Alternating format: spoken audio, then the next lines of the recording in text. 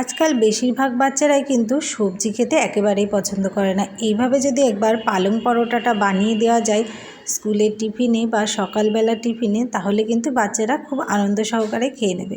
চলুন তাহলে দেখে নেওয়া যাক কীভাবে আমি বানালাম এই পালং শাকের পরোটা। এখানে বেশ কিছু ফ্রেশ পালং শাক নিয়ে নিয়েছি, খুব একটা বেশি নিইনি, অল্পই নিয়েছি। আর এই পালং শাকটাকে কিন্তু আমি খুব ভালো করে পরিষ্কার করে ধুয়ে নিয়েছি। এবার গ্যাসে একটা কড়াই বসিয়ে কড়াই দিয়ে দিয়েছি অল্প পরিমাণ জল। আর ওই জলের মধ্যে আমি পালং শাকগুলো এখন দিয়ে দেব।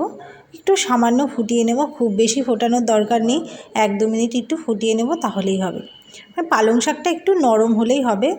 আপনারা যদি মনে করেন এটাকে কাঁচাও বেটে নিতে পারেন, তবে আমি এটাকে একটু হালকা সেদ্ধ করে নিচ্ছি। আর এটা আমি একেবারেই সম্পূর্ণ নিরামিষভাবে বানাবো। আপনারা যদি এটাকে পেঁয়াজ রসুন দিয়ে বানাতে চান সেটাও কিন্তু বানিয়ে নিতে পারেন। আমি এটাকে আজকে নিরামিষভাবেই বানাচ্ছি। দেখুন 1-2 মিনিট ফুটিয়ে নিয়েছি, এই সামান্য একটু সবুজ ভাবটা কেটে গেলেই হবে। এবার ভাপানো পালং শাকটাকে আমি একটি ঝাঁঝরি থালার মধ্যে ঢেলে নিয়েছি। আর এটা ঠান্ডা হয়ে গেলে আমি মিক্সিতে পেস্ট করে নেব। দেখুন এবার ঠান্ডা হয়ে গেছে। আর একটি মিক্সিং বাটির মধ্যে আমি নিয়ে নিয়েছি। আর এটা বাটার জন্য আমি দিয়ে দিলাম অল্প কিছু ধনেপাতা। ধনেপাতাটা দিয়ে দেখুন মিক্সিতে আমি একেবারে মিহি পেস্ট বানিয়ে নিয়েছি।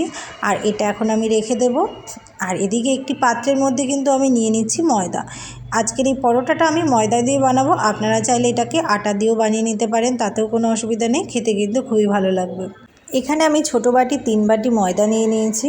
আর এই ময়দাটাকে কিন্তু আমি আগে থেকে খুব ভালো করে চেলে পরিষ্কার করে নিয়েছি। অনেক সময় ময়দার মধ্যে পোকা বা নোংরা থাকতে পারে, তাই এটাকে অবশ্যই চেলে নেবেন। এখানে দেখুন আমি দিয়ে দিলাম 1 চামচ চিনি আর সামান্য একটু পরিমাণ লবণ। দিয়ে দিচ্ছি 1-1.5 চামচ মতো রিফাইন তেল। এবার সব কিছু দিয়ে আমি খুব ভালো করে ময়ান দিয়ে নেব। এটাকে খুব ভালো করে মেখে নিচ্ছি। যতটা ভালো করে মাখা যাবে তাহলে কিন্তু পরোটাটা খেতে ততটাই সুন্দর লাগবে।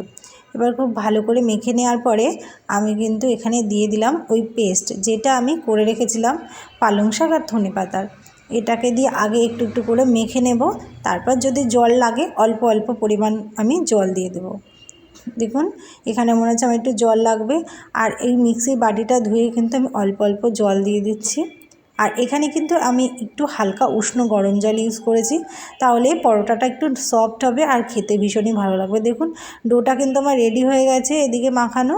আর এটাকে আমি এখন সামান্য একটু তেল দিয়ে, মানে রিফাইন তেল দিয়ে এটাকে আরেকটু মেখে নেব। নিয়ে এটাকে আমি আধ ঘন্টার জন্য রেস্টে রেখে দেব।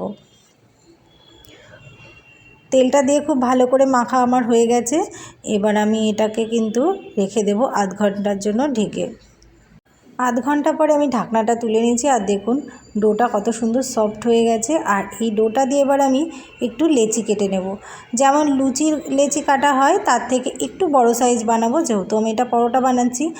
আপনারা চাইলে এটাকে কিন্তু লুচির মতো বেলে ভেজে নিতে পারেন, সেটাও কিন্তু খেতে ভীষণই ভালো লাগবে। এটাকে আমি যেহেতু পরোটা বানাচ্ছি তাই আমি এটাকে কিন্তু এইভাবে একটু বড় বড় করে বেলে নিচ্ছি। আর এটাকে আমি শুকনো ময়দার গুঁড়ো দিয়ে বেলে নিচ্ছি। এটাকে আপনারা চাইলে তেল দিয়েও বেলে নিতে পারেন, সেটাও কিন্তু খেতে ভালো লাগবে। দেখুন সবগুলো কিন্তু আমার বেলা হয়ে গেছে। এবার আমি এটাকে ভেজে নেব। এই পরোটাগুলো আমি গোল শেপ দিয়ে নিয়েছি। আপনারা আপনাদের পছন্দ মতো শেপ দিয়ে পরোটাগুলো কিন্তু বানিয়ে নিতে পারবেন। আর এখানে গ্যাসে একটা আমি তাওয়া বসিয়ে দিয়েছি। এবার এই তাওয়ার মধ্যে আমি কিন্তু একটা একটা করে সব পরোটাগুলো ভেজে নেব। প্রথমে শুকনো তাওয়াতে কিন্তু আমি একটা পরোটা দিয়ে দিলাম। এবার এটাকে আমি একটু উল্টে পাল্টে সেঁকে নেব। তারপরে এটাতে আমি অল্প পরিমাণ তেল দিয়ে দেব। এক পাশটা সেঁকা হয়ে গেছে, আমি আর এক পাশটা উল্টে দিয়েছি। এটাকে শুধু তেল দিয়েও ভাজা যায়, তবে এইভাবে সেঁকে নিয়ে ভাজলে কিন্তু অল্প তেলেই ভাজাটা হয়ে যাবে। আর যারা তেল বেশি পছন্দ করেন তারা বেশি করে তেল দিয়ে আগে থেকে তেলের মধ্যে দিয়ে ভেজে নেবেন, তাহলেও সেটা ভালো লাগবে। আর যারা কম তেল পছন্দ করেন তারা কিন্তু এইভাবে একটু সেঁকে নিয়ে উল্টে পাল্টে ভেজে নেবেন, সেটা কিন্তু খেতে বেশ ভালো লাগে। আমার এইভাবে পরোটাটা ভালো লাগে, তাই আমি কিন্তু এইভাবে অল্প তেল দিয়ে আগে সেঁকে নিয়েছি, তারপরে তেলটা দিচ্ছি। আর এইভাবে করলে অল্প তেলেও কিন্তু সুন্দর পরোটাটা ভাজা হয়ে যায়। এই পরোটাটা প্রায় ভাজা হয়ে এসেছে। আমি আর একবার উল্টে পাল্টে এটাকে কিন্তু তাওয়া থেকে নামিয়ে নেব। দেখুন এটা কিন্তু কমপ্লিট হয়ে গেছে আর দেখতেও কতটা সুন্দর লাগছে। এবার আমি আরও একটা দিয়ে দিলাম। এখানে দেখুন এই পরোটাটা একেবারে কি সুন্দর সবুজ সবুজ হয়েছে। এখানে কিন্তু কোনো আমার ফুড কালার ইউজ করার প্রয়োজন হয়নি। যেহেতু আমি সেদ্ধটা একটু কম করেছিলাম তাই সবুজ সবুজই ছিল পাতার যে পেস্টটা, তাই এই পরোটাটা দেখতে একেবারেই ন্যাচারাল কালার সবুজ এসেছে। এটাও কিন্তু আমার সেঁকা হয়ে গেছে। এবার অল্প পরিমাণ একটু তেল দিয়ে উল্টে পাল্টে দুই পাশটাই আমি ভালো করে ভেজে নেব।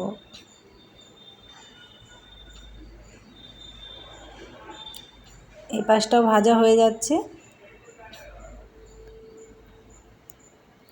এবার ওই পাশটা আমি আরেকটু উল্টে ভেজে তারপর এটাকে নামিয়ে নেব তাওয়া থেকে। এইভাবে পরোটাটা বানালে বাচ্চা থেকে বড় সবাই কিন্তু ভীষণই আনন্দ সহকারে খেয়ে নেবে। আর এটা কিন্তু খাওয়াও ভীষণ উপকার। আপনারা এটাকে তেল দিয়ে না ভাজতে চাইলে এইভাবে কিন্তু রুটির মতো উল্টে পাল্টে সেঁকে ভেজে নেবেন, সেটাও কিন্তু ভীষণই উপকারী স্বাস্থ্যের জন্য। যারা তেল একেবারেই অ্যাভয়েড করতে চান তারা কিন্তু তেল ছাড়া এটাকে রুটির মতো উল্টে পাল্টে সেঁকে ভেজে নেবেন। এটাকে সস দিয়ে, তরকারি দিয়ে অথবা বাদামের চাটনি দিয়ে যে কোনো কিছু দিয়ে কিন্তু খেতে ভীষণ ভালো লাগবে। দেখুন পরোটাগুলো আমার ভাজা হয়ে গেছে আর এটাকে একটি পাত্রে নিয়ে নিয়েছি। দেখুন কতটা সফট হয়েছে আর কি সুন্দর, কতগুলো ভাজও হয়ে গেছে পরোটাটা। এইভাবে কিন্তু পরোটাগুলো বানিয়ে নিলে খেতে সত্যিই ভালো লাগে। আর এটাকে আমি একটু ঝাল ঝাল তরকারি দিয়েই পরিবেশন করছি।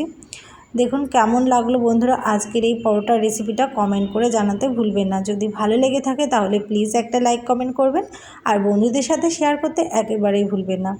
আপনারা যদি এইভাবে পরোটাটা বাড়িতে বানিয়ে খেয়ে থাকেন তাহলে কিন্তু অবশ্যই কমেন্ট বক্সে জানাবেন। আর আমার এই রেসিপি দেখে যদি আপনারা বানিয়ে থাকেন তাহলে কিন্তু কমেন্ট বক্সে জানাতে একেবারেই ভুলবেন না। আমার এই রেসিপি ভিডিওটা আশা করি নতুন বন্ধুদের জন্য ভীষণ উপকারে লাগবে, যারা নতুন নতুন রান্না শিখছে। সকলকে অসংখ্য ধন্যবাদ বন্ধুরা ভিডিওটা শেষ পর্যন্ত দেখার জন্য। সকলে ভালো থাকুন, সুস্থ থাকুন। আবার আসবো নতুন কোনো রেসিপি ভিডিও নিয়ে। আর হ্যাঁ, যারা আমার ভিডিওটা নতুন দেখছেন তারা অবশ্যই কিন্তু আমার প্রোফাইলটাকে ফলো করে রাখবেন। ধন্যবাদ।